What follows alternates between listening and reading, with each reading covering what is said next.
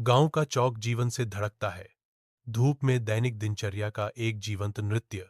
रामू चौकोर के किनारे पर दुबका हुआ है। उसकी आंखें लालच से चमक रही हैं, क्योंकि वह ग्रामीणों को देखता है। उसका दिमाग लालची योजनाओं से दौड़ता है। मैं उन सब में सबसे अमीर कैसे बन सकता हूं? रामू के दिल में महत्वाकांक्षा का बीज अंकुरित होता है, जो शांत गांव में बदलाव का तूफान लाने का वादा करता है। रामू जंगल के किनारे पहुंचता है, जो आशंकाजनक छायाओं और अभेद्य हरियाली का क्षेत्र है। सघन वनस्पति में झांकते हुए रामू के चेहरे पर हिचकिचाहट झलकती है। हर कदम के साथ उसका दिल धड़क रहा है। आशा से प्रेरित रामू सावधानी से आगे बढ़ता है। मायावी चुड़ैल का कोई भी संकेत ढूंढता है।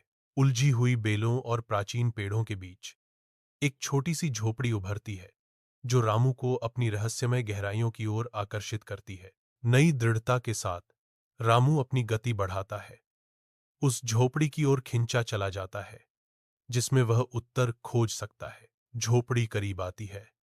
इसके रहस्य और छायाएं दृढ़ निश्चयी रामू के लिए या तो मोक्ष या निराशा का वादा करती हैं।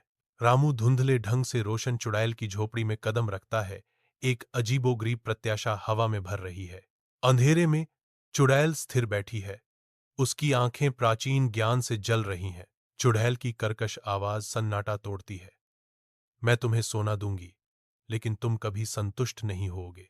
उसके शब्द हवा में लटकते हैं, एक भयावह भविष्यवाणी जो भाग्य और निराशा दोनों का वादा करती है। जंगल के हृदय में रामू का चेहरा निराशा और पछतावे को दर्शाता है। उसे लालच का परिणाम पता चलता है। घने पत्ते उसे फंसाकर हरे पिंजरे का निर्माण करते हैं। मुझे माफ कर दो, मैं फिर कभी लालची नहीं बनूंगा, रामू चिल्लाता है। उसकी आवाज जंगल में गूंजती है, जिसका कोई जवाब नहीं।